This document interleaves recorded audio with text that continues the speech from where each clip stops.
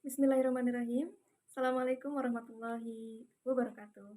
Nama saya Nur Faiza. Di sini saya akan menjelaskan beberapa mengenai ilmu tajwid.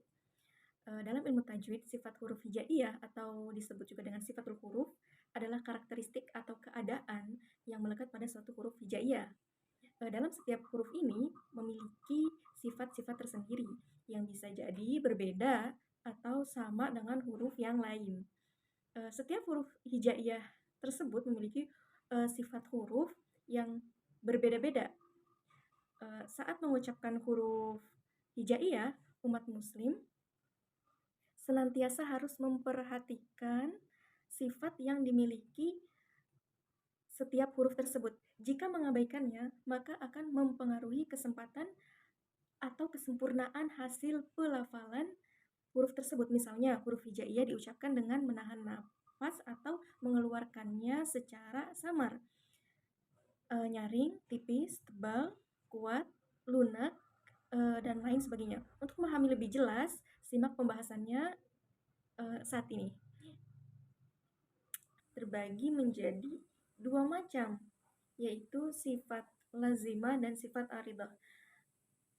Dan di sini terdapat beberapa masing pengertian. Sifat lazimah atau sifat lazim adalah sifat huruf yang memiliki lawan kata atau kebalikan dari sifat huruf lainnya.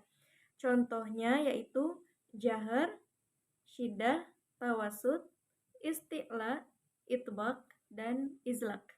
Sifat aridah atau sifat arid adalah sifat huruf yang tidak memiliki lawan kata atau kebalikan dari sifat huruf lainnya. Contohnya yaitu izhar, idgham, iqlab, ikhfa, mad tafkhim, tarqiq, waqaf ibtida, saktah, sukun, syakal, dan harakat. Adapun macam-macam sifat huruf hijaiyah yang bisa dipelajari umat Islam di antara lain sebagai berikut. Pertama yaitu hams. Hams yang memiliki arti samar, yakni samar dalam pendengaran disebabkan oleh dua pita suara yang terbuka dan tidak bergetar. Secara istilah, hams artinya mengalir nafas. Saat melafalkan huruf-huruf hams, posisi pita suara itu terbuka, tidak bergetar, dan ada aliran nafas yang berhembus. Keluarnya suara huruf hams terdengar lembut di pendengaran. Hembusan nafas akan mengalir lebih kuat ketika huruf tersebut bertanda sukun. Huruf-huruf yang memiliki sifat hams ada 10, yaitu ha, fa, ha, sya, kha, sod, sa, ka, ta, fa. Kedua yaitu jar. Jar merupakan lawan dari hams. Jar secara bahasa artinya yaitu jelas. Jelas yang dimana dalam pendengaran disebabkan oleh dua pita suara tertutup, bergetar, dan aliran nafas yang tertahan. Keluarnya huruf jahar terdengar jelas karena saat melafalkan huruf tersebut dua pita tertutup dan bergetar serta tidak disertai aliran nafas. Huruf-huruf jahar adalah semua huruf hijaiyah selain huruf hams. Jumlahnya itu terdapat 19, yaitu a, dho, mim, waw, zai, nun, qaf, alif, ro, a, dha, ya, gha atau ghain, bo, ja, da, po, la. Berikutnya nomor 3 yaitu syiddah. Syiddah secara bahasa berarti kuat, yaitu menahan sejenak suara di tempat keluarnya huruf. Keluarnya huruf yang memiliki sifat syiddah secara alami menahan aliran nafas yang akan keluar.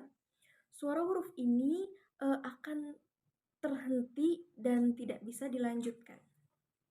Huruf-huruf yang memiliki sifat syiddah ada 8, yaitu hamzah, ja, da, qa, po, ba, ka, dan ta. Nomor 4 yaitu rokhawah. Rokhawah merupakan lawan dari syiddah. Rokhawah secara bahasa artinya itu lembut atau lunak. Maksudnya adalah mengeluarkan suara bersamaan dengan mengucapkan huruf tanpa hambatan karena lemah makhrajnya. Huruf-huruf yang memiliki sifat rokhawah itu terdapat 15. Di antaranya yaitu dha, gha, tha, kha, dho, ro, fa, sod, sya, waw, sod, za, ya, sin, dan kha. Nomor 5 yaitu tawasud. Tawasud secara bahasa artinya pertengahan antara sifat syiddah dan rokhawah. Cara melafalkan huruf tawasud adalah tidak terlalu ditahan suara dan juga tidak terlalu mengalirkan suara. Huruf-huruf yang memiliki sifat tawasud itu ada 5, yaitu lam, nun, ain, mim, dan ro. Itbaq. Itbaq secara bahasa artinya itu menutup atau tertutup. Maksudnya yaitu pangkal lidah dinaikkan ke langit-langit mulut saat mengucapkan huruf. Menutup di sini disebutkan juga atau dimaksudkan menutup jalan nafas dari tenggorokan dikarenakan pangkal lidah naik menempel ke langit-langit. Huruf hijaiyah memiliki sifat itbaq. Ada 4 yaitu sod, bo, po, dan dho. Lalu selanjutnya nomor 7 yaitu invitah. Invitah secara bahasa artinya terbuka. Terbuka di sini maksudnya memposisikan di tengah lidah, berada di bawah, tidak dinaikkan sehingga membuka jalan aliran nafas dari tenggorokan. Huruf-huruf yang memiliki sifat invitah itu ada 24. Di antaranya itu huruf hijaiyah selain huruf itbaq. Lalu selanjutnya itu isti'la. Isti'la menurut bahasa adalah terangkat. Maksudnya adalah saat mengucapkan huruf-huruf isti'la, maka pangkal lidah mengarah ke langit-langit mulut. Tegang, tekanan suara mengarah ke atas, sehingga bunyi huruf menjadi lebih tinggi, tebal, dan berat. Huruf hijaiyah yang memiliki sifat isti'la yaitu kha, so, bo, ghain, po, qa, dan dho. Nomor 9 yaitu istifal. Istifal secara bahasa artinya turun. Secara istilah, istifal adalah mengucapkan huruf disertai dengan turunnya lidah dari langit-langit mulut. Suara yang mengalir berasal dari paru-paru langsung keluar, tidak diangkat ke langit-langit. Lalu nomor 10 yaitu izlaq.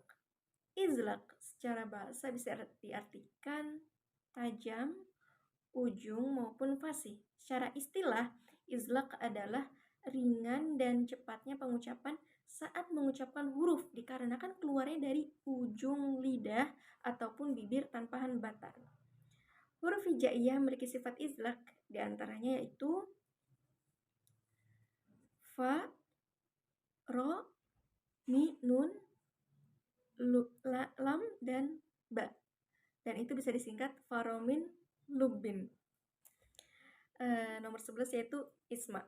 Ismat secara bahasa, ismat artinya yaitu mencegah. Sedangkan secara istilah, ismat adalah berat dan tidak cepatnya pengucapan saat mengucapkan huruf dikarenakan keluarnya jauh dari ujung lidah atau bibir.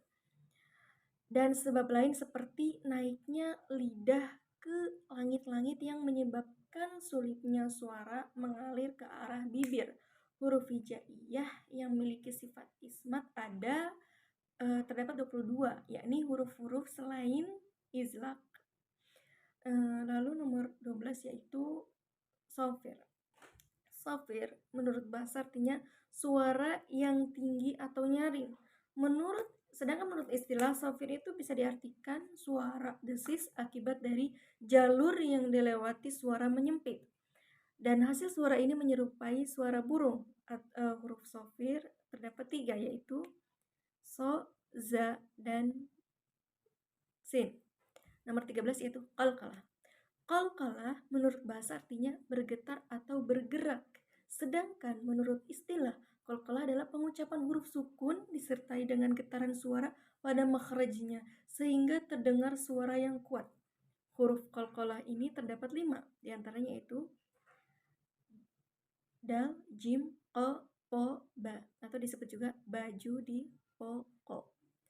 Nah, lalu selanjutnya 14 yaitu lin. Lin menurut bahasa artinya mudah dan lembut dalam pengucapan. Sedangkan menurut istilah, lin adalah pengucapan huruf yang lembut tanpa harus memaksakan.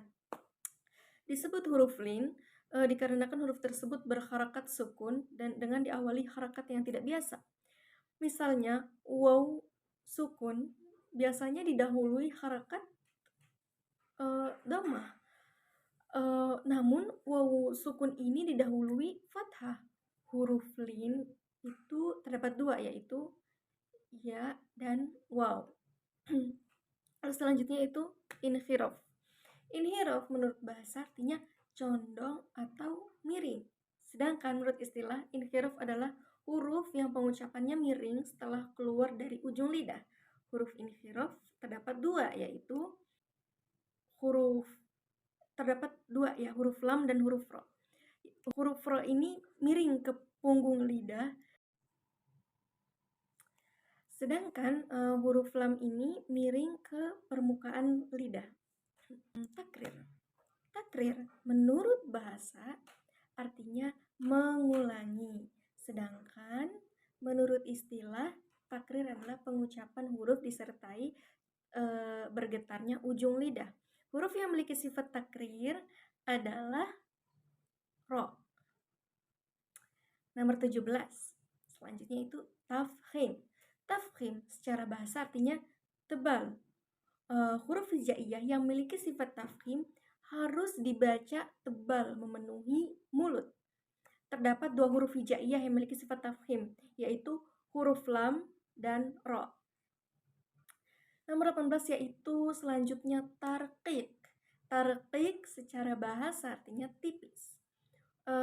Huruf hijaiyah yang memiliki sifat tarqiq harus dibaca tipis. Ada 2 huruf hijaiyah yang memiliki sifat tarqiq, yaitu huruf lam dan ro. Lalu selanjutnya itu tafashi. Tafashi menurut bahasa artinya menyebar, sementara menurut istilah artinya pengucapan huruf disertai menyebarnya angin di dalam mulut. Huruf yang memiliki sifat tafashi adalah huruf shin. Lalu selanjutnya yaitu istitolah. Istitolah menurut bahasa artinya memanjang, sedangkan menurut istilah artinya yaitu mengucapkan huruf yang disertai memanjangkan suara dari awal sisi lidah sampai pada akhirnya. Huruf yang memiliki sifat istitolah itu adalah huruf do. Baik, terima kasih. Sekian dari saya. Pamit undur diri. Wassalamualaikum warahmatullahi wabarakatuh.